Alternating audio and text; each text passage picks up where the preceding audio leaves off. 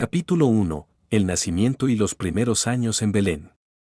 He enriquecido el relato con todos los elementos principales de los evangelios de Mateo y Lucas, manteniendo la fidelidad a los textos bíblicos, el contexto histórico y las tradiciones cristianas. Los dos evangelios se complementan. Lucas se centra en María y en una atmósfera de gozo y humildad, mientras que Mateo enfatiza la protección divina y el cumplimiento de las profecías. Contexto histórico. Jesús nació durante el reinado de Herodes el Grande, 37 a 4 AC, rey de Judea impuesto por Roma. Herodes era un gobernante astuto pero cruel, conocido por sus grandes construcciones, como la ampliación del Templo de Jerusalén, y por su paranoia, que lo llevó a ejecutar a familiares y rivales. El Imperio Romano, bajo el emperador César Augusto, controlaba la región y realizaba censos para fines fiscales y administrativos. La fecha exacta del nacimiento no se conoce con precisión. La mayoría de los estudiosos la sitúan entre el 6 y el 4 a.C., antes de la muerte de Herodes. Tradicionalmente se celebra el 25 de diciembre, aunque esto es una convención posterior, posiblemente relacionada con fiestas romanas de invierno. Lucas menciona un censo ordenado por Augusto que obligó a José a viajar a Belén, su ciudad de origen, por ser de la casa de David. Históricamente, el censo más documentado de Quirino, gobernador de Siria, ocurrió en el 6 después de Cristo, pero muchos creen que Lucas se refiere a un empadronamiento anterior o interpreta el texto como el primer censo, antes del que se hizo cuando Quirino gobernaba. La Anunciación a María, Lucas 1, 26-38. Todo comienza en Nazaret, un pequeño pueblo de Galilea. María, una joven virgen prometida, desposada, con José, un carpintero de la casa del rey David, recibe la visita del arcángel Gabriel. El ángel la saluda: Dios te salve, llena de gracia. El Señor está contigo. María se turba, pero Gabriel le anuncia: concebirás en tu vientre y darás a luz un hijo, y llamarás su nombre Jesús, que significa YHWH salvación. Él será grande, y será llamado Hijo del Altísimo. El Señor Dios le dará el trono de David su padre, y reinará sobre la casa de Jacob para siempre. María pregunta: ¿cómo será esto, pues no conozco varón? El ángel responde: el Espíritu Santo vendrá sobre ti, y el poder del Altísimo te cubrirá con su sombra, por lo cual también el santo ser que nacerá será llamado Hijo de Dios. María responde con humildad y obediencia: he aquí la sierva del Señor, hágase en mí según tu palabra. Este sí de María es considerado en la tradición cristiana como el momento de la encarnación: Dios se hace hombre. La visitación a Isabel y el Magnificat, Lucas 1, 39-56. Poco después, María viaja a las montañas de Judea para visitar a su prima Isabel, o Elisabet, esposa del sacerdote Zacarías, quien también está embarazada milagrosamente de Juan el Bautista, a pesar de su avanzada edad. Al oír el saludo de María, el bebé salta de alegría en el vientre de Isabel, quien, llena del Espíritu Santo, exclama: bendita tú entre las mujeres, y bendito el fruto de tu vientre. ¿De dónde a mí que la madre de mi Señor venga a mí? María responde con uno de los himnos más bellos de la Biblia, el Magnificat, LC 1, 46-55. Engrandece mi alma al Señor. Y mi espíritu se regocija en Dios mi Salvador. Porque ha mirado la bajeza de su sierva. Ha esparcido a los soberbios. Ha derribado de los tronos a los poderosos. Y ha exaltado a los humildes. A los hambrientos ha llenado de bienes. Y a los ricos los ha despedido vacíos. María permanece unos 3 meses con Isabel y luego regresa a Nazaret. El sueño de José y la concepción, Mateo 1, 18-25. José, al descubrir que María está embarazada, sin haber vivido con él, decide repudiarla en secreto para no exponerla a vergüenza pública. Pero un ángel del Señor se le aparece en sueños y le dice: José, hijo de David, no temas recibir a María tu mujer, porque lo que en ella es engendrado del Espíritu Santo es. Y dará a luz un hijo, y llamará su nombre Jesús, porque él salvará a su pueblo de sus pecados. José obedece, toma a María como esposa y no la conoce hasta después del nacimiento. Mateo enfatiza que esto cumple la profecía de Isaías 7:14, he aquí, la Virgen concebirá y dará a luz un hijo, y llamarán su nombre Emanuel, que significa Dios con nosotros. El viaje a Belén y el nacimiento, Lucas 2, 1, 7. Por el decreto de censo de Augusto, todos debían empadronarse en su ciudad de origen. José, de la casa y familia de David, viaja desde Nazaret, Galilea, a Belén, Judea, llevando a María, quien está muy avanzada en su embarazo. Al llegar, no encuentran lugar en el mesón, posada. María da a luz a su hijo primogénito, lo envuelve en pañales y lo acuesta en un pesebre, un comedero para animales, porque no había sitio para ellos en el alojamiento. La tradición cristiana imagina una cueva o establo humilde, reflejando la pobreza y humildad del Mesías. Los pastores y el anuncio angélico, Lucas 2, 8-20. Esa misma noche, unos pastores que cuidaban sus rebaños en los campos cercanos a Belén reciben una visita celestial. Un ángel del Señor se les aparece y les dice: No temáis, porque he aquí os doy nuevas de gran gozo, que será para todo el pueblo, que os ha nacido hoy, en la ciudad de David, un Salvador, que es Cristo el Señor. Y esto os servirá de señal: hallaréis al niño envuelto en pañales, acostado en un pesebre. De repente, una multitud del ejército celestial alaba a Dios diciendo: Gloria a Dios en las alturas, y en la tierra paz, buena voluntad para con los hombres. Los pastores van apresuradamente a Belén, encuentran al niño en el pesebre tal como les fue dicho, y lo adoran.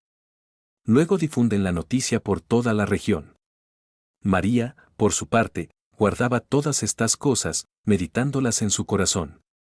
La circuncisión y la presentación en el templo, Lucas 2, 21-38. A los 8 días, circuncidan al niño y le ponen por nombre Jesús, como el ángel había indicado. A los 40 días, según la ley de Moisés, purificación de la madre y presentación del primogénito, José y María llevan al niño al templo de Jerusalén.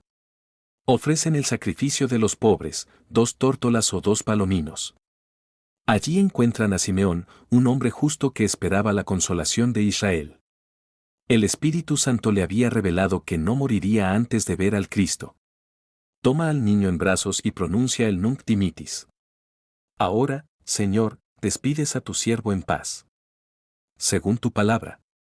Porque han visto mis ojos tu salvación, la cual has preparado en presencia de todos los pueblos. Luz para revelación a los gentiles. Y gloria de tu pueblo Israel. Simeón también profetiza a María: Este está puesto para caída y para levantamiento de muchos en Israel, y una espada traspasará tu alma. También está Ana, una profetisa viuda de 84 años, que da gracias a Dios y habla del niño a todos los que esperaban la redención en Jerusalén. La adoración de los magos, Mateo 2, 1, 12. Un tiempo después, posiblemente meses o incluso hasta 2 años más tarde, según algunos detalles, llegan a Jerusalén magos, astrólogos o sabios, de Oriente. Han visto una estrella extraordinaria y vienen a adorar al rey de los judíos que ha nacido.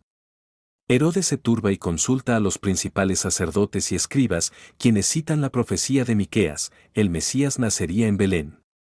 Herodes pregunta en secreto a los magos sobre el tiempo exacto de la aparición de la estrella y les pide que le informen al regresar. La estrella los guía hasta Belén y se detiene sobre el lugar donde está el niño, ya no en el pesebre, sino en una casa. Los magos entran, ven al niño con María su madre, se postran y lo adoran. Le ofrecen regalos: oro, como a un rey; incienso, como a Dios; y mirra, que anticipa su muerte y sepultura.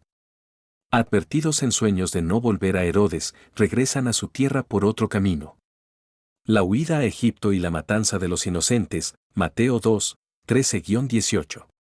Un ángel se aparece en sueños a José y le advierte: levántate, toma al niño y a su madre, y huye a Egipto, y permanece allá hasta que yo te diga, porque acontecerá que Herodes buscará al niño para matarlo. José obedece inmediatamente y huye de noche con la familia.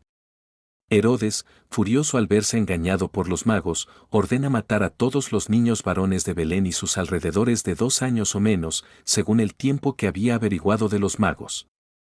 Esta tragedia se conoce como la matanza de los inocentes y cumple la profecía de Jeremías 31 horas y 15 minutos sobre el llanto en Ramá. El regreso a Nazaret, Mateo 2, 19-23, Lucas 2, 39. Después de la muerte de Herodes el Grande, en el 4 a.C., un ángel aparece nuevamente a José en Egipto y le dice, levántate, toma al niño y a su madre, y vete a la tierra de Israel, porque han muerto los que procuraban la muerte del niño. José regresa, pero al enterarse de que Arquelao, hijo de Herodes, reina en Judea, teme quedarse allí. Advertido en otro sueño, se dirige a la región de Galilea y se establece en Nazaret, cumpliendo la profecía de que sería llamado Nazareno. Lucas resume que, después de cumplir todo según la ley del Señor, regresaron a Galilea, a su ciudad de Nazaret. El niño crecía y se fortalecía, lleno de sabiduría, y la gracia de Dios estaba sobre él. Este capítulo muestra el contraste entre la humildad del nacimiento de Jesús, en un pesebre, y su grandeza divina, anunciada por ángeles, profetas y una estrella. También resalta temas centrales, la obediencia de José y María, el cumplimiento de las Escrituras, la protección de Dios y la oposición desde el principio por parte de los poderes terrenales. Capítulo 2. La infancia y vida oculta en Nazaret.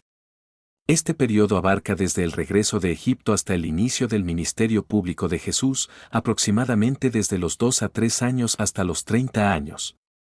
Los evangelios dan muy poca información explícita, por lo que se basa principalmente en Lucas 2, 39-52 y en el contexto histórico y cultural de la época. Es lo que la tradición cristiana llama la vida oculta de Jesús. El regreso de Egipto y el establecimiento en Nazaret. Después de la huida a Egipto para escapar de la matanza ordenada por Herodes el Grande, Mateo 2, 13-15, un ángel del Señor se apareció en sueños a José y le dijo, levántate, toma al niño y a su madre, y vete a la tierra de Israel, porque han muerto los que procuraban la muerte del niño, Mateo 2, 19-20. José obedeció y regresó con la familia. Al enterarse de que Arquelao, hijo de Herodes, reinaba en Judea, tuvo miedo de establecerse allí. Advertido nuevamente en un sueño, se dirigió a la región de Galilea y se estableció en Nazaret, su ciudad original. Esto cumplió la profecía de que Jesús sería llamado Nazareno, Mateo 2:23. Lucas resume este momento con sencillez. Después de haber cumplido con todo lo que manda la ley del Señor, volvieron a Galilea, a su ciudad de Nazaret. El niño crecía y se fortalecía, y se llenaba de sabiduría, y la gracia de Dios estaba sobre él. Lucas 2, 39-40. Nazaret era una pequeña aldea agrícola en las colinas del sur de Galilea, con una población estimada entre 200 y 400 habitantes. No era un lugar importante, incluso se decía despectivamente, ¿de Nazaret puede salir algo bueno? Juan 1:46. Las casas eran humildes, construidas de piedra y adobe, con techos planos. La vida giraba alrededor de la agricultura, olivos, viñas, cereales, la ganadería y oficios manuales. La familia y la vida cotidiana en Nazaret. José era carpintero, en griego tecton, que puede significar constructor o trabajador en madera y piedra. Jesús aprendió el oficio de su padre adoptivo, como era costumbre en la cultura judía, los hijos seguían el trabajo del padre. Probablemente Jesús ayudaba en la construcción de yugos para bueyes, muebles, puertas, o incluso en pequeñas obras en las aldeas cercanas. Esta etapa resalta la humildad de Jesús. El Hijo de Dios vivió como un trabajador manual ordinario durante la mayor parte de su vida en la tierra. María, su madre, se dedicaba a las tareas del hogar, moler grano, preparar comida, tejer, cuidar del huerto y criar a los hijos. La tradición cristiana sostiene que María permaneció virgen, y los hermanos de Jesús mencionados más tarde, Santiago, José, Simón y Judas, se interpretan como primos o hijos de José de un matrimonio anterior, aunque algunos grupos cristianos ven en ellos hermanos de sangre. Jesús creció en un ambiente profundamente judío. Observaban fielmente la ley de Moisés, sábado, fiestas, oraciones diarias, comidas kosher.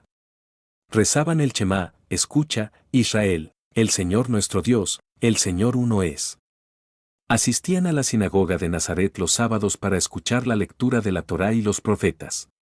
Viajaban a Jerusalén para las fiestas principales, Pascua, Pentecostés y tabernáculos, al menos una vez al año para la Pascua, como era costumbre. Lucas enfatiza que Jesús crecía en sabiduría, en estatura y en gracia delante de Dios y de los hombres, Lucas 2:52. No era un niño común, su inteligencia y piedad destacaban, pero vivía con total normalidad y obediencia. El viaje a Jerusalén a los 12 años, el niño en el templo, Lucas 2, 41-52. Este es el único episodio detallado que tenemos de su infancia. Cuando Jesús cumplió 12 años, sus padres subieron a Jerusalén, como cada año, para celebrar la fiesta de la Pascua. En esa época, los varones judíos comenzaban a asumir mayores responsabilidades religiosas alrededor de los 12 a 13 años, la bar mitzvah como tal se formalizó después, pero ya existía la idea de responsabilidad. La caravana era grande, familiares, vecinos y conocidos de Nazaret viajaban juntos por seguridad, el camino duraba unos 4 a 5 días. Al terminar los días de la fiesta, José y María emprendieron el regreso, suponiendo que Jesús iba en la caravana con otros niños y jóvenes. Caminaron un día entero antes de darse cuenta de que no estaba. Angustiados, volvieron a Jerusalén y lo buscaron durante 3 días. Finalmente, lo encontraron en el templo, sentado en medio de los maestros, doctores de la ley, escuchándolos y haciéndoles preguntas. Todos los que le oían quedaban asombrados de su inteligencia y de sus respuestas. María le dijo con preocupación, «Hijo, ¿por qué nos has hecho esto? Mira, tu padre y yo te hemos buscado angustiados». Jesús respondió con una frase que revela su conciencia de su identidad divina. «¿Por qué me buscabais? ¿No sabíais que debo estar en las cosas de mi Padre?» Lucas 2:49. Esta es la primera vez en los Evangelios que Jesús se refiere a Dios como mi Padre de forma personal. Sin embargo, descendió con ellos a Nazaret y les estaba sujeto, obedecía. María, como siempre, guardaba todas estas cosas en su corazón. Lucas concluye, y Jesús crecía en sabiduría y en estatura, y en gracia para con Dios y los hombres, Lucas 2:52. Significado de la vida oculta. Esta etapa de casi 18 años, de los 12 a los 30, es deliberadamente silenciosa en los Evangelios. La tradición cristiana ve en ella un profundo mensaje. Obediencia y humildad. Jesús, siendo Dios, se sometió completamente a sus padres y vivió una vida ordinaria. Santificación del trabajo cotidiano, el trabajo manual, la vida familiar y la oración diaria tienen un valor inmenso. Preparación, fue un tiempo de formación interior, oración y conocimiento profundo de las Escrituras. Jesús citará abundantemente el Antiguo Testamento durante su ministerio. Identidad revelada progresivamente, a los 12 años ya sabía quién era, pero esperó el momento designado por el Padre. No hay relatos bíblicos de milagros, viajes lejanos ni eventos extraordinarios en estos años. Cualquier historia posterior, como leyendas de viajes a India o Egipto, no forma parte de los evangelios canónicos y se consideran apócrifas o legendarias. Resumen y transición. Después de este episodio en el templo, Jesús regresó a Nazaret y continuó su vida sencilla como carpintero. Allí permaneció hasta que, alrededor de los 30 años, salió para recibir el bautismo de Juan el Bautista e iniciar su ministerio público. Este capítulo muestra el contraste entre la grandeza divina de Jesús y su elección de una vida humilde y escondida. Es un modelo para muchos creyentes, Dios se hace presente en lo ordinario. Capítulo 3. La preparación, bautismo y tentaciones. Este capítulo marca el final de la vida oculta de Jesús y el comienzo de su ministerio público. Ocurre alrededor del año 27 a 29 DC, cuando Jesús tenía aproximadamente 30 años, Lucas 3:23. Los eventos se encuentran principalmente en los 4 evangelios, Mateo 3:4, Marcos 1:1-13, Lucas 3:1-22 y Juan 1:19-34. Contexto histórico y político. En ese tiempo, Judea y Galilea estaban bajo dominio romano. El emperador era Tiberio César, 14 a 37 DC. En Judea gobernaba el prefecto romano Poncio Pilato, 26 a 36 DC. En Galilea reinaba Herodes Antipas, hijo de Herodes el Grande, y en la región de Iturea y Traconite gobernaba Filipo. El sumo sacerdote era Caifás, aunque su suegro Anás seguía teniendo gran influencia.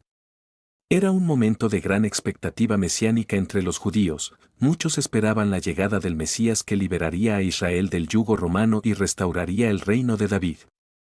La predicación de Juan el Bautista, Lucas 3, 1, 18, Mateo 3, 1, 12, Marcos 1, 1, 8. Dios levantó a Juan el Bautista, hijo de Zacarías y Elizabeth, la prima de María. Juan había vivido en el desierto desde su juventud, vestido con ropa de pelo de camello y comiendo langostas y miel silvestre, una vida austera y profética. Alrededor del año 28 a 29 DC, Juan comenzó a predicar en el desierto de Judea, junto al río Jordán. Su mensaje era claro y urgente. Arrepentíos, porque el reino de los cielos se ha acercado, Mateo 3:2. Llamaba a la gente a un bautismo de arrepentimiento para el perdón de los pecados. Multitudes de Jerusalén, de toda Judea y de la región del Jordán salían a oírlo y se bautizaban, confesando sus pecados. Juan denunciaba con valentía la hipocresía religiosa. A los fariseos y saduceos los llamaba generación de víboras y les exigía frutos dignos de arrepentimiento. Advertía que no bastaba con ser descendientes de Abraham, Dios podía levantar hijos a Abraham aún de las piedras. Anunciaba el juicio, el hacha ya está puesta a la raíz de los árboles. Predijo la llegada de alguien mucho más grande, yo os bautizo con agua para arrepentimiento, pero el que viene después de mí es más poderoso que yo, y no soy digno de llevar sus sandalias. Él os bautizará con Espíritu Santo y fuego. Muchos se preguntaban si Juan era el Mesías. Él respondía claramente, yo no soy el Cristo, yo solo soy voz del que clama en el desierto, enderezad el camino del Señor, cumpliendo la profecía de Isaías 40, 3. El bautismo de Jesús, Mateo 3, 13-17, Marcos 1, 9-11, Lucas 3, 21-22, Juan 1, 29-34.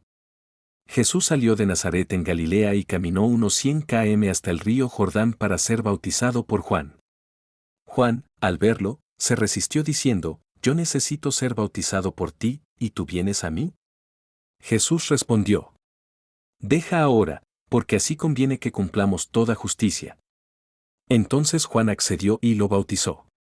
Al salir Jesús del agua, los cielos se abrieron. El Espíritu Santo descendió sobre él en forma corporal, como paloma. Una voz del cielo, la del Padre, declaró: Este es mi Hijo amado, en quien tengo complacencia. Este momento es uno de los más importantes de toda la Biblia, es la manifestación pública de la Santísima Trinidad. El Hijo, Jesús, siendo bautizado.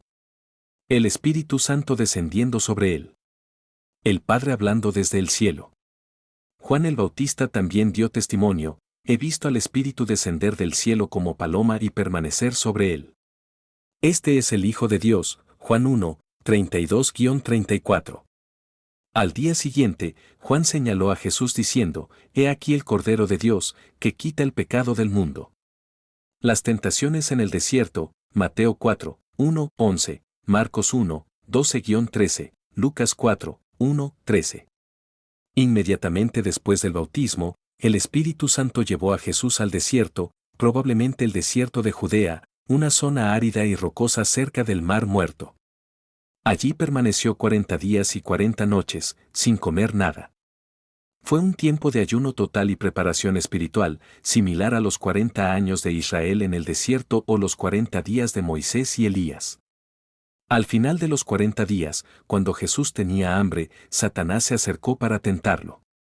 Las tres tentaciones principales fueron: tentación de la necesidad física. Satanás dijo, si eres hijo de Dios, di que estas piedras se conviertan en pan. Jesús respondió, no solo de pan vivirá el hombre, sino de toda palabra que sale de la boca de Dios, citando Deuteronomio 8:3. Tentación de la presunción y el espectáculo. Satanás lo llevó al pináculo del templo en Jerusalén y le dijo, si eres hijo de Dios, lánzate abajo, porque está escrito, a sus ángeles mandará acerca de ti. Jesús contestó, no tentarás al Señor tu Dios, Deuteronomio 6:16. Tentación del poder y la gloria mundana. Satanás lo llevó a un monte muy alto, le mostró todos los reinos del mundo y su gloria, y le dijo, todo esto te daré si postrado me adoras. Jesús respondió con firmeza, vete, Satanás. Porque escrito está, al Señor tu Dios adorarás, y a Él solo servirás, Deuteronomio 6:13. Después de vencer las 3 tentaciones, los ángeles se acercaron y le servían. Mateo 4:11. Jesús salió del desierto lleno del poder del Espíritu Santo y regresó a Galilea. Significado teológico de este capítulo. El bautismo. Jesús no necesitaba arrepentirse, era sin pecado, pero se bautizó para cumplir toda justicia. Identificarse completamente con la humanidad pecadora.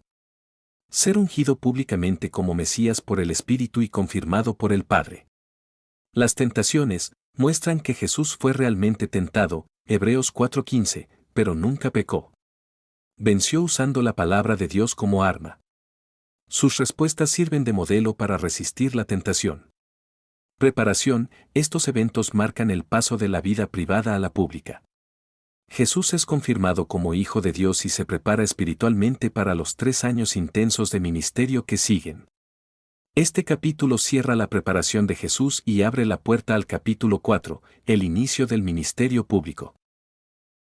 Capítulo 4, el inicio del ministerio público de Jesús. Este es el momento en que Jesús pasa de la preparación privada a la acción pública, comenzando su misión de anunciar el reino de Dios. Contexto y cronología. Después de vencer las tentaciones en el desierto, Jesús, lleno del poder del Espíritu Santo, regresó a Galilea. Lucas 4:14. Tenía aproximadamente 30 años. El ministerio público duraría unos 3 años, aproximadamente 29 a 33 DC. El Evangelio de Juan menciona varias visitas tempranas a Jerusalén, mientras que los sinópticos, Mateo, Marcos y Lucas, se centran más en el ministerio en Galilea. Este capítulo cubre los primeros meses de actividad, desde el regreso del desierto hasta el establecimiento de un ritmo de enseñanza y milagros en Galilea. 1. El mensaje central: el reino de Dios se ha acercado. Jesús comenzó a predicar con un anuncio claro y urgente, casi idéntico al de Juan el Bautista, pero con mayor autoridad.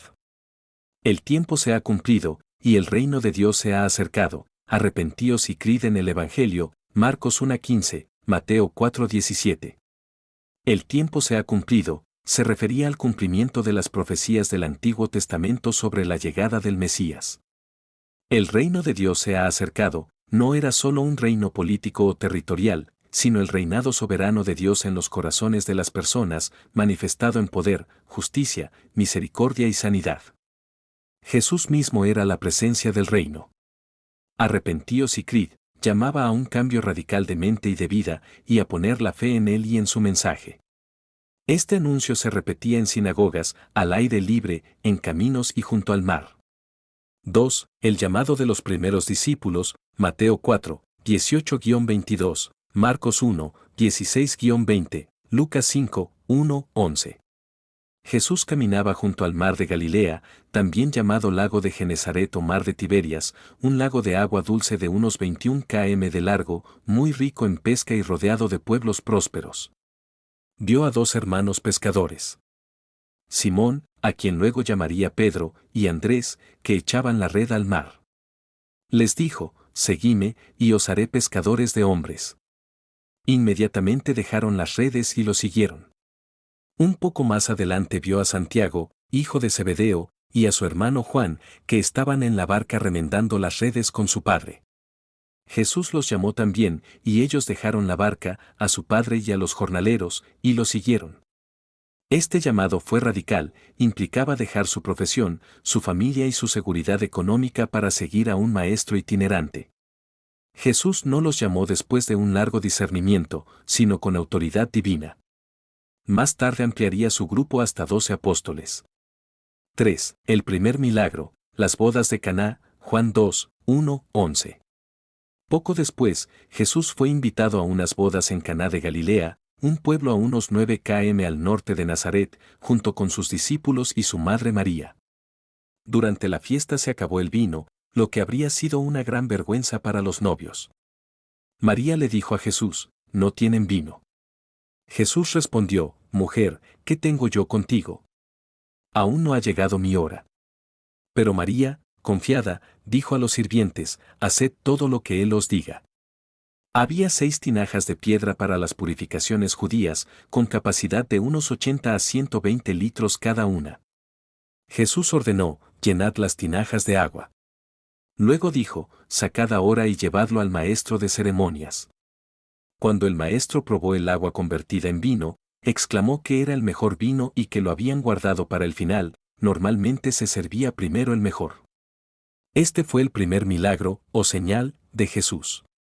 Juan comenta, manifestó su gloria, y sus discípulos creyeron en él. Con este acto Jesús mostró su poder sobre la creación y su compasión por las necesidades humanas, incluso en un momento de alegría cotidiana. 4. La purificación del templo en Jerusalén, Juan 2, 13-25.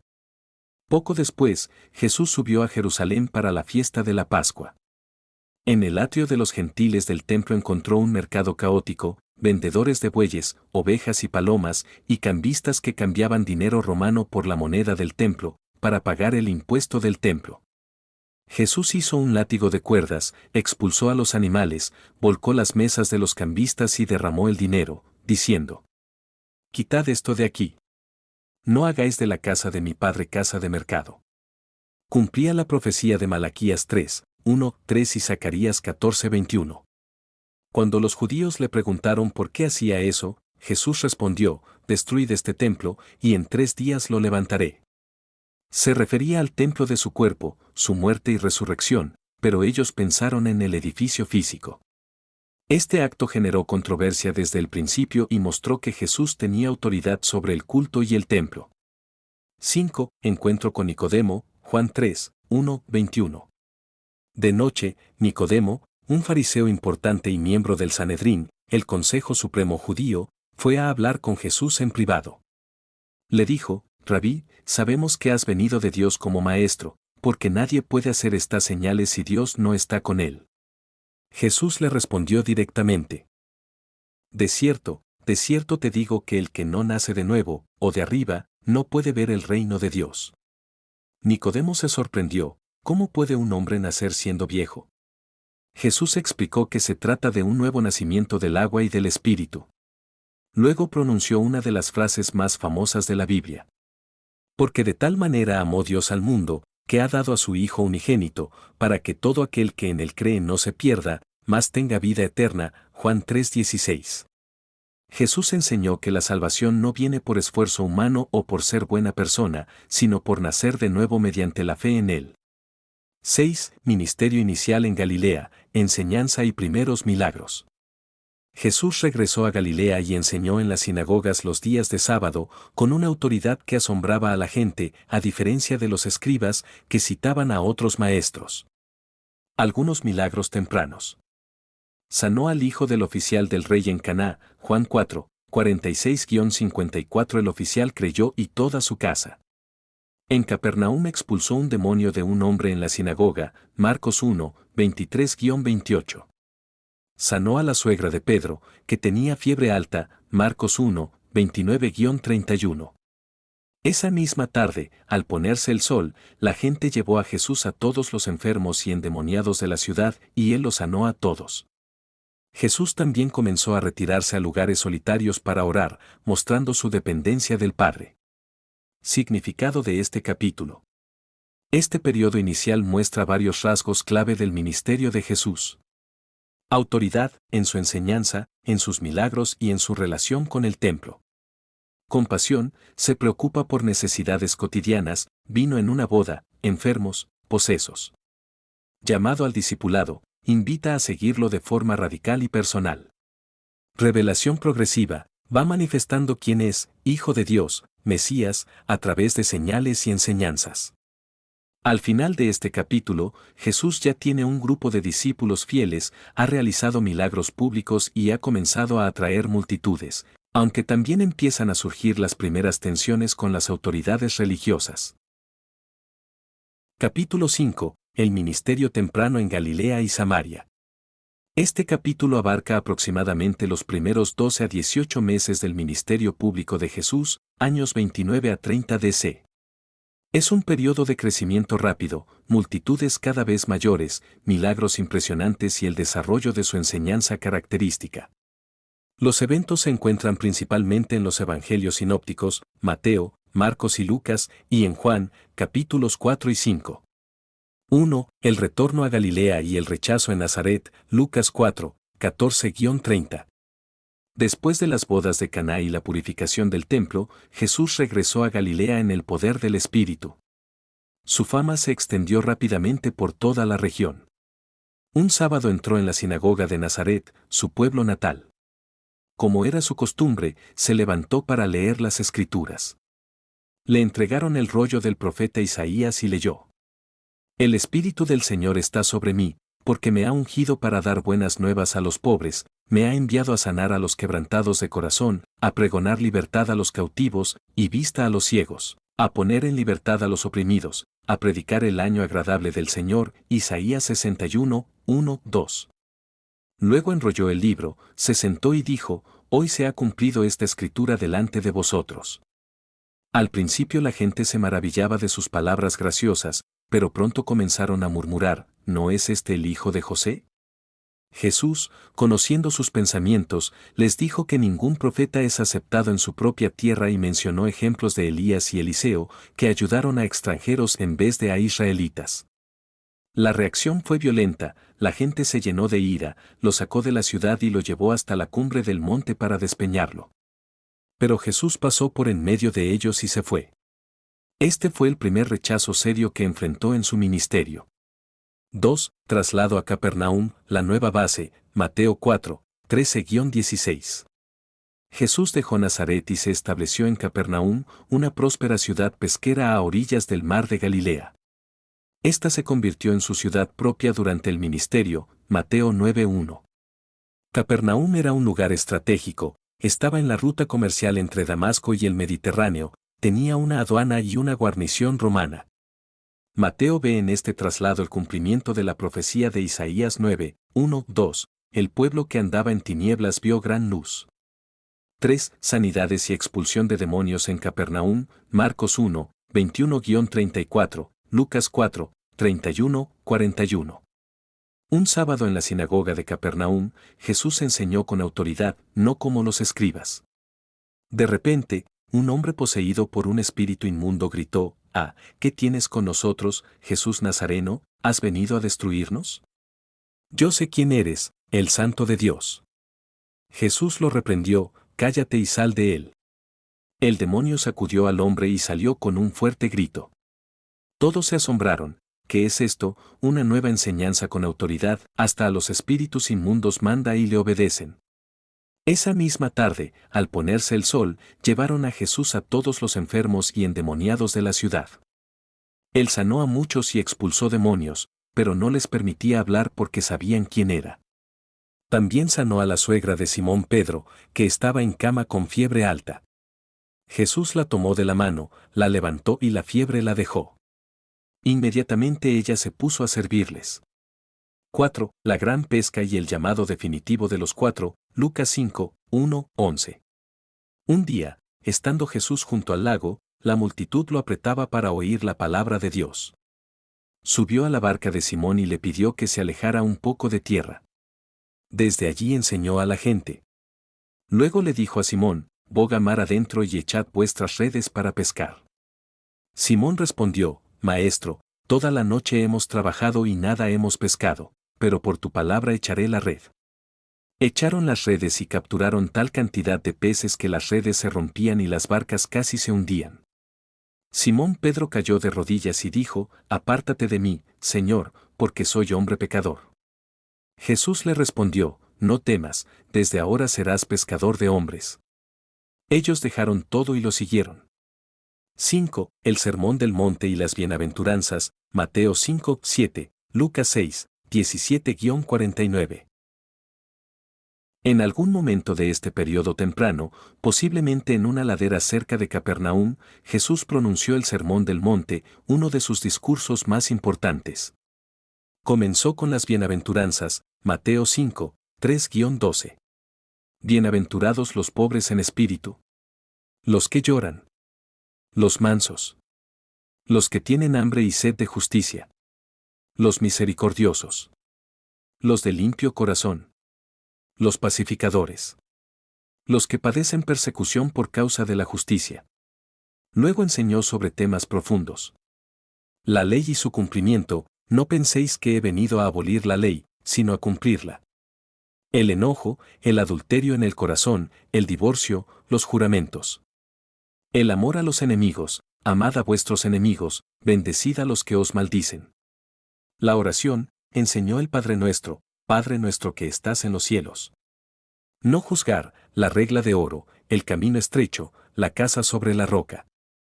Este sermón revela el corazón del reino, una justicia interior que supera la mera observancia externa de la ley. 6. Ministerio en Samaria, la mujer en el pozo, Juan 4, 1, 42. De camino entre Judea y Galilea, Jesús pasó por Samaria, región que los judíos evitaban por prejuicios raciales y religiosos. Cansado, se sentó junto al pozo de Jacob en Sicar. Una mujer samaritana fue a sacar agua al mediodía, hora inusual. Jesús le pidió de beber y entabló una conversación profunda. Le reveló que él podía darle agua viva que saciaría para siempre. Le dijo que había tenido 5 maridos y que el actual no era su marido. Le explicó que pronto ya no se adoraría en el monte Gerizim ni en Jerusalén, sino en espíritu y en verdad. Finalmente le reveló directamente: yo soy, el que habla contigo, el Mesías. La mujer dejó su cántaro, fue al pueblo y dijo: venid, ved a un hombre que me ha dicho todo lo que he hecho, ¿no será este el Cristo? Muchos samaritanos creyeron en Jesús después de oírlo personalmente durante 2 días. Este episodio muestra la universalidad del mensaje de Jesús y su capacidad para romper barreras sociales y religiosas. 7. Otros milagros destacados en este periodo. Sanó a un paralítico en la piscina de Betesda en Jerusalén, Juan 5, lo que provocó la primera gran confrontación porque lo hizo en sábado. Sanó a un leproso, Marcos 1, 40-45, quien desobedeció y divulgó el milagro, obligando a Jesús a retirarse a lugares desiertos. Sanó al siervo del centurión romano, Mateo 8, 5-13, destacando la gran fe del oficial gentil: solo di la palabra y mi siervo será sanado. Significado de este capítulo. En este periodo temprano Jesús estableció su autoridad mediante enseñanza y milagros. Formó el núcleo de sus discípulos. Rompió barreras, con samaritanos y gentiles. Mostró que el reino de Dios es para los pobres, enfermos, pecadores y marginados. Comenzó a generar tanto admiración como oposición, especialmente por sanar en sábado y por su cercanía con los pecadores. Al final de este capítulo, Jesús ya es conocido en toda Galilea, Samaria y Judea. Las multitudes lo buscan, pero también empiezan a surgir las primeras críticas serias de los líderes religiosos. Capítulo 6. El ministerio mayor en Galilea, enseñanzas y milagros. Este es el periodo más extenso y fructífero del ministerio público de Jesús, aproximadamente desde mediados del año 29 hasta finales del 30 DC, unos 12 a 18 meses. Es la etapa central de su actividad en Galilea: multitudes enormes, innumerables milagros, un uso intensivo de parábolas y la formación más profunda de los 12 apóstoles. Jesús alcanza su máxima popularidad, pero también comienza a enfrentar una oposición organizada. 1. Elección y envío de los 12 apóstoles, Marcos 3, 13-19, Lucas 6, 12-16, Mateo 10, 1, 4. Después de una noche entera en oración en el monte, Jesús llamó a sus discípulos y de entre ellos escogió a 12, a quienes llamó apóstoles, enviados. La lista de los 12 es: Simón, a quien llamó Pedro. Andrés, hermano de Pedro. Santiago y Juan, hijos de Zebedeo, a quienes llamó hijos del trueno. Felipe. Bartolomé, posiblemente Natanael. Mateo, el publicano, también llamado Leví. Tomás, llamado el Dídimo o gemelo. Santiago, hijo de Alfeo. Tadeo, o Judas, hijo de Santiago. Simón el celote, o cananeo. Judas Iscariote, quien luego lo traicionaría. Los eligió para que estuvieran con él, comunión, y para enviarlos a predicar y tener autoridad para expulsar demonios y sanar enfermedades. Este grupo heterogéneo, pescadores, un publicano, un celote, muestra que el reino no se basa en estatus social. 2. El uso intensivo de las parábolas, Mateo 13, Marcos 4, Lucas 8. Jesús enseñaba frecuentemente mediante parábolas, historias cortas tomadas de la vida cotidiana que ocultaban y revelaban al mismo tiempo el misterio del reino de Dios. Explicó a sus discípulos que usaba este método porque a vosotros os es dado conocer los misterios del reino de los cielos, pero a ellos no. Mateo 13:11. Algunas de las parábolas más importantes de este periodo. El sembrador, Mateo 13, 3-23. 4 tipos de suelo representan diferentes respuestas al mensaje del reino. El trigo y la cizaña, Mateo 13, 24-30. El reino crece junto con el mal hasta el juicio final. El grano de mostaza y la levadura, Mateo 13, 31-33. El reino comienza pequeño pero crece hasta transformar todo. El tesoro escondido y la perla de gran precio, Mateo 13, 44-46. El reino vale más que cualquier cosa y merece sacrificarlo todo. La red, Mateo 13, 47-50. Al final de los tiempos se separará lo bueno de lo malo. Jesús explicaba las parábolas en privado a los discípulos, pero las contaba públicamente para que las multitudes oyeran sin entender plenamente. 3. Milagros de poder sobre la naturaleza y la enfermedad. Durante este tiempo Jesús realizó muchos milagros impresionantes. Calmó la tormenta, Marcos 4, 35-41, Mateo 8, 23-27. Mientras cruzaban el mar de Galilea, se levantó una tormenta violenta. Los discípulos despertaron a Jesús, que dormía. Él reprendió al viento y al mar: cállate, enmudece. Todo se calmó. Los discípulos se asombraron. ¿Quién es este, que hasta el viento y el mar le obedecen? Caminó sobre el agua, Mateo 14, 22-33, Marcos 6, 45-52, Juan 6, 16-21. Después de alimentar a la multitud, envió a los discípulos en la barca. De noche, en medio de la tormenta, Jesús se acercó caminando sobre el agua. Pedro intentó hacerlo también, pero dudó y comenzó a hundirse. Jesús lo salvó diciendo: hombre de poca fe, ¿por qué dudaste? Cuando subió a la barca, el viento cesó. Multiplicación de los panes y los peces, Mateo 14, 13-21, Marcos 6, 30-44, Lucas 9, 10-17, Juan 6, 1-15. La más famosa. Ante una multitud de unos 5.000 hombres, más mujeres y niños, Jesús tomó 5 panes y 2 peces, dio gracias, los partió y los discípulos los distribuyeron. Todos comieron hasta saciarse y recogieron 12 cestas de sobras. Este milagro prefigura la Eucaristía y muestra a Jesús como el proveedor del pan de vida. Sanaciones masivas: sanó leprosos, paralíticos, ciegos, sordomudos, mujeres con flujo de sangre, etc. Expulsó muchos demonios, a veces de forma espectacular, como el endemoniado gadareno que vivía entre los sepulcros y fue liberado, Marcos 5, 1-20. Resurrecciones: resucitó a la hija de Jairo, Marcos 5, 21-43, una niña de 12 años, y al hijo único de la viuda de Naín, Lucas 7, 11-17.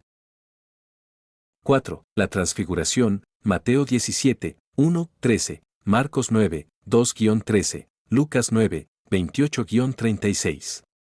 Uno de los momentos culminantes de este capítulo ocurrió en un monte alto, probablemente el monte Tabor o el Hermón. Jesús llevó consigo a Pedro, Santiago y Juan. Allí, mientras oraba, su rostro resplandeció como el sol y sus vestidos se volvieron blancos como la luz. Aparecieron Moisés, representando la ley, y Elías, representando los profetas, conversando con él sobre su próxima partida, su muerte en Jerusalén. Una nube brillante los cubrió y se oyó la voz del Padre: este es mi Hijo amado, en quien tengo complacencia, a él oíd. Pedro, emocionado, propuso hacer 3 enramadas. Después del evento, Jesús les ordenó no contar nada hasta después de su resurrección. La transfiguración confirmó la gloria divina de Jesús y preparó a los 3 discípulos para los sufrimientos que vendrían. 5. Crecimiento de la oposición. A medida que aumentaba su popularidad, también crecía la hostilidad de los líderes religiosos. Los fariseos y escribas lo acusaban de violar el sábado, sanaba y permitía que sus discípulos arrancaran espigas en sábado. Lo criticaban por comer con publicanos y pecadores. Decían que expulsaba demonios por el poder de Belcebú, el príncipe de los demonios. Jesús respondía con autoridad, declarando que Él es Señor del sábado y que el Hijo del Hombre tiene autoridad para perdonar pecados. Significado de este capítulo. Este es el corazón del ministerio galileo de Jesús. Revela el poder del reino sobre la naturaleza, la enfermedad, los demonios y la muerte. Muestra el estilo de enseñanza característico de Jesús, accesible, parábolas, pero profundo. Forma a los 12 para que continúen su misión. Anticipa la cruz, transfiguración y predicciones de sufrimiento. Demuestra que el reino ya está presente en poder, aunque todavía no en su plenitud. Al final de este periodo, Jesús ha realizado la mayor parte de sus milagros y enseñanzas en Galilea. Las multitudes lo siguen, pero él comienza a hablar más abiertamente de su muerte y resurrección y dirige su mirada hacia Jerusalén. Capítulo 7. El ministerio final, viaje hacia Jerusalén y conflicto. Este capítulo cubre aproximadamente los últimos 6 a 9 meses del ministerio público de Jesús, finales del año 30 después de Cristo hasta marzo/abril del 31 DC. Después del intenso ministerio en Galilea, Jesús deja atrás la relativa seguridad del norte y se dirige deliberadamente hacia Jerusalén, sabiendo que allí le espera la cruz. Es un periodo de enseñanza más profunda, confrontaciones directas y revelaciones sobre su identidad y su destino. 1. Decisión de ir a Jerusalén y las primeras predicciones de la pasión. Después de la transfiguración y de los grandes milagros en Galilea, Jesús afirmó su rostro para ir a Jerusalén, Lucas 9:51. Esto marca un cambio decisivo, ya no es el ministerio itinerante en Galilea, sino un viaje intencional hacia la cruz. En varias ocasiones durante este periodo, Jesús predijo claramente su muerte y resurrección a los discípulos, aunque ellos no lo entendían del todo. El Hijo del Hombre debe sufrir muchas cosas y ser desechado por los ancianos, por los principales sacerdotes y por los escribas, y ser muerto y resucitar al tercer día, Marcos 8:31. Ver también Marcos 9:31 y 10:33-34. Estas predicciones fueron 3 principales, cada vez más detalladas. Pedro incluso reprendió a Jesús en una ocasión, «De ningún modo te sucederá esto», y Jesús le respondió, «Quítate de delante de mí, Satanás. Porque no sabes las cosas que son de Dios, sino las que son de los hombres», Mateo 16:23. 2. Ministerio en Samaria, Perea y Judea. Jesús tomó la ruta más directa a través de Samaria, pero como los samaritanos no lo recibieron, porque iba hacia Jerusalén, continuó hacia la región de Perea, al este del Jordán, y luego a Judea. En este viaje, envió a 70, o 72, discípulos de 2 en 2 delante de él para preparar el camino, Lucas 10:1-24. Les dio autoridad para sanar y expulsar demonios, y les dijo, «La mies a la verdad es mucha, mas los obreros pocos». Cuando regresaron alegres porque hasta los demonios les obedecían, Jesús les advirtió, «No os regocijéis de que los espíritus se os sujetan, sino regocijaos de que vuestros nombres están escritos en los cielos». Enseñó sobre el discipulado radical, «El que quiera venir en pos de mí, niéguese a sí mismo, tome su cruz cada día y sígame», Lucas 9:23. Exigía prioridad absoluta sobre familia, posesiones y comodidad. 3. Enseñanzas clave durante el viaje. Jesús profundizó en temas centrales del reino. El buen samaritano, Lucas 10:25-37 respondiendo a la pregunta ¿quién es mi prójimo?, contó la parábola del hombre asaltado en el camino de Jerusalén a Jericó. Un sacerdote y un levita pasaron de largo, pero un samaritano se compadeció, lo curó y pagó su hospedaje. Conclusión, ve y haz tú lo mismo. María y Marta, Lucas 10:38-42 en Betania, Marta se afanaba en servir mientras María se sentaba a los pies de Jesús escuchando su palabra. Jesús dijo, Marta, Marta, afanada y turbada estás con muchas cosas, pero una sola cosa es necesaria, y María ha escogido la buena parte, la cual no le será quitada. La oración, enseñó el Padre Nuestro de nuevo, Lucas 11:1-4, y la parábola del amigo importuno y la viuda persistente, insistiendo en la oración perseverante y confiada. El Hijo Pródigo, Lucas 15, 11-32 Una de sus parábolas más bellas que muestra el amor misericordioso del Padre hacia el pecador arrepentido. Riquezas y avaricia, la parábola del rico insensato, Lucas 12, 13-21, y la del rico y Lázaro, Lucas 16, 19-31, advirtiendo sobre el peligro de las riquezas. 4. Milagros destacados en este periodo. Resurrección de Lázaro, Juan 11, 1, 44. Uno de los milagros más impactantes. Lázaro, hermano de Marta y María y amigo de Jesús, murió en Betania. Jesús llegó 4 días después de su muerte. Lloró por su amigo y luego gritó, Lázaro, ven fuera. Lázaro salió del sepulcro con las manos y los pies atados con vendas. Este milagro convenció a muchos, pero también enfureció a los líderes religiosos, quienes desde ese momento decidieron matar a Jesús, Juan 11:53. Sanó a 10 leprosos, Lucas 17, 11-19. Solo uno, un samaritano, regresó a dar gracias. Sanó a un ciego cerca de Jericó, Bartimeo, Marcos 10, 46-52, quien gritaba, Jesús, Hijo de David, ten misericordia de mí. 5. El conflicto con las autoridades se intensifica. Durante este viaje, las confrontaciones con fariseos, saduceos y escribas se volvieron más directas y frecuentes. Los fariseos lo acusaban constantemente de violar el sábado y de ser amigo de pecadores. Jesús denunciaba su hipocresía, ay de vosotros, escribas y fariseos, hipócritas.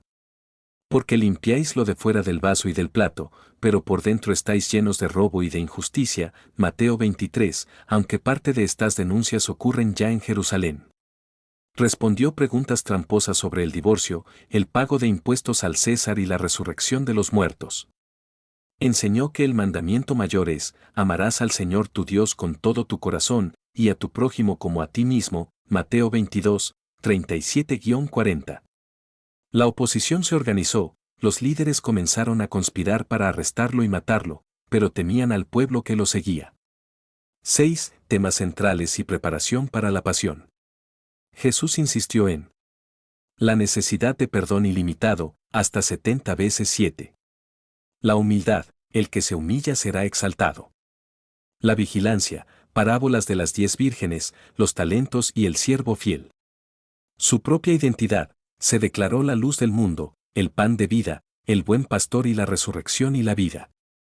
También predijo la destrucción de Jerusalén y el fin de los tiempos, aunque dejó claro que nadie conoce el día ni la hora. Significado de este capítulo. Este periodo muestra a Jesús caminando conscientemente hacia su sacrificio. Ya no evita el conflicto, lo enfrenta con claridad y autoridad. Revela progresivamente su gloria, transfiguración, resurrección de Lázaro, y su sufrimiento venidero. Prepara a los discípulos, aunque todavía no comprenden del todo, y deja un legado de enseñanzas profundas sobre el amor, la misericordia, la oración y el discipulado. Al final de este capítulo, Jesús llega a las cercanías de Jerusalén. La tensión está en su punto máximo. El siguiente paso será la Semana de la Pasión. Capítulo 8. La Semana de la Pasión, entrada y confrontaciones. Esta es la última semana de la vida terrenal de Jesús, conocida como la Semana Santa o Semana de la Pasión. Comienza el domingo, Domingo de Ramos, y termina el sábado antes de la crucifixión. Ocurre en Jerusalén y sus alrededores en abril del año 33 después de Cristo, aproximadamente. Los eventos están narrados con gran detalle en los 4 evangelios, especialmente en Mateo 21, 25, Marcos noviembre de 13, Lucas 19, 21 y Juan diciembre de 13. 1. Domingo, la entrada triunfal en Jerusalén, Mateo 21, 1, 11, Marcos 11, 1, 11, Lucas 19, 28-44, Juan 12, 12-19. Jesús llegó a Betania y Betfagé, pueblos cercanos a Jerusalén. Desde allí organizó su entrada dramática y simbólica. Envió a 2 discípulos a buscar un burro, pollino, que nunca había sido montado. Cumplía la profecía de Zacarías 9:9. Alégrate mucho, hija de Sión, da voces de júbilo, hija de Jerusalén. He aquí, tu rey viene a ti, justo y salvador, humilde, y montado en un asno, en un pollino hijo de asna. Jesús montó el burrito y comenzó a descender del monte de los olivos hacia Jerusalén. Una gran multitud, muchos peregrinos que habían venido para la Pascua, extendió sus mantos en el camino y cortaron ramas de palmera, agitándolas y gritando: Hosanna al Hijo de David, bendito el que viene en el nombre del Señor, hosanna en las alturas. Algunos fariseos le pidieron que reprendiera a la multitud, pero Jesús respondió: si estos callaran, las piedras clamarían. Al ver la ciudad, Jesús lloró sobre ella: si también tú conocieras, a lo menos en este tu día, lo que es para tu paz. Mas ahora está encubierto de tus ojos. Predijo la destrucción de Jerusalén por no haber reconocido el tiempo de su visitación. Esta entrada fue un acto mesiánico. Jesús se presentó públicamente como el Rey prometido, pero de manera humilde, no como un conquistador militar. 2. Lunes, la purificación del templo, Mateo 21, 12-17, Marcos 11, 12-19, Lucas 19, 45-48.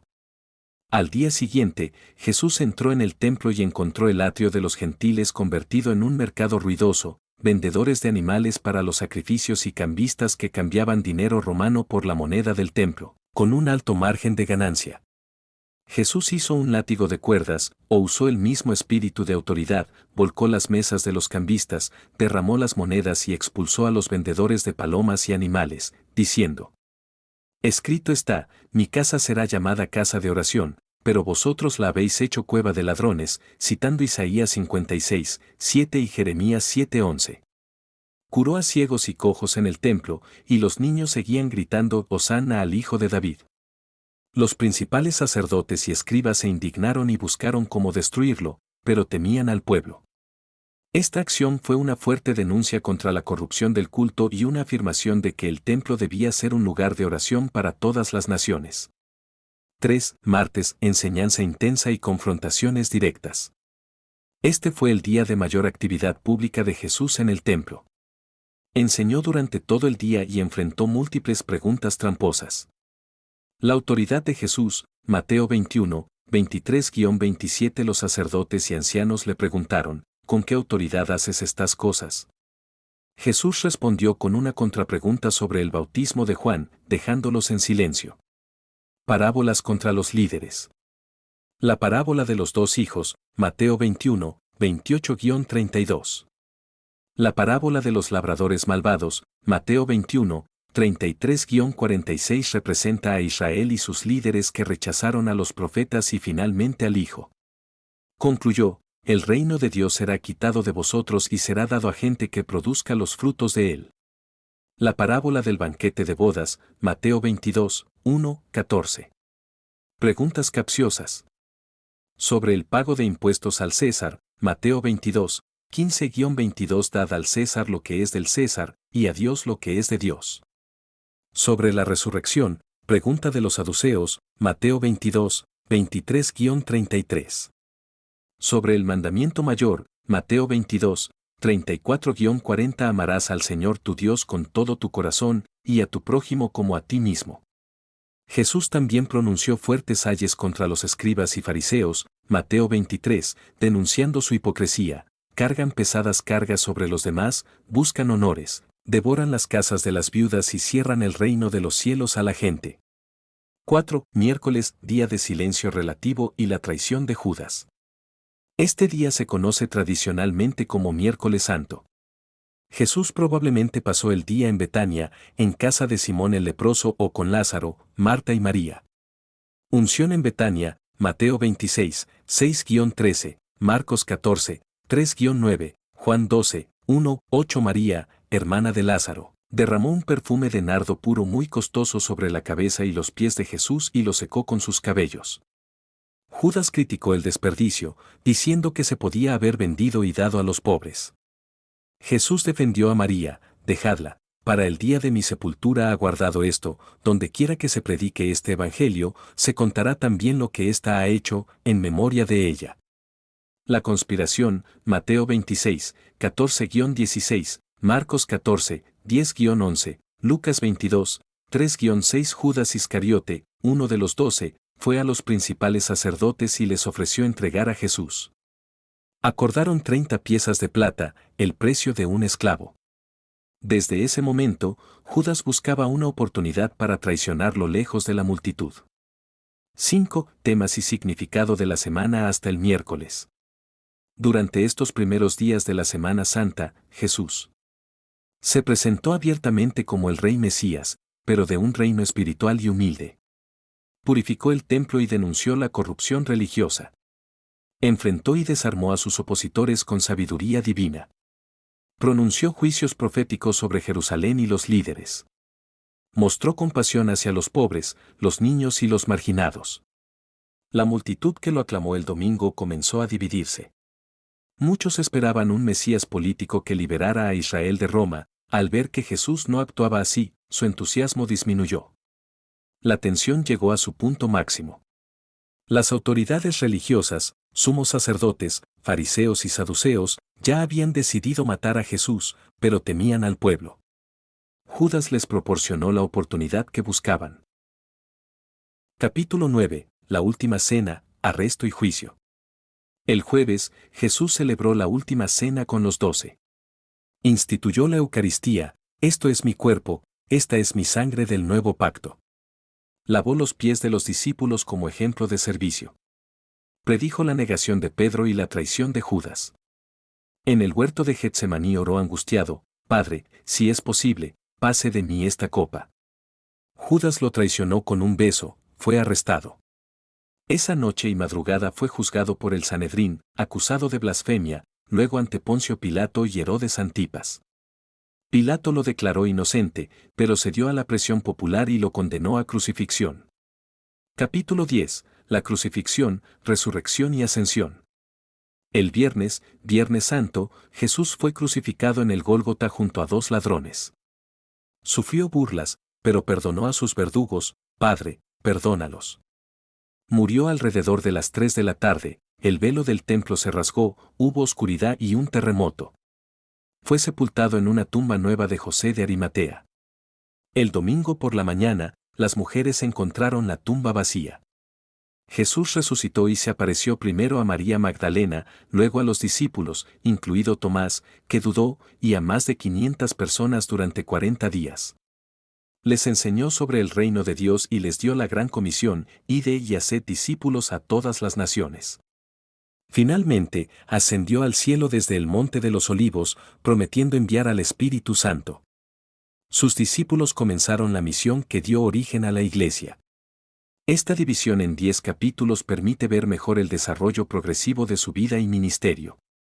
El mensaje central es el amor de Dios, la salvación por gracia y la invitación al reino.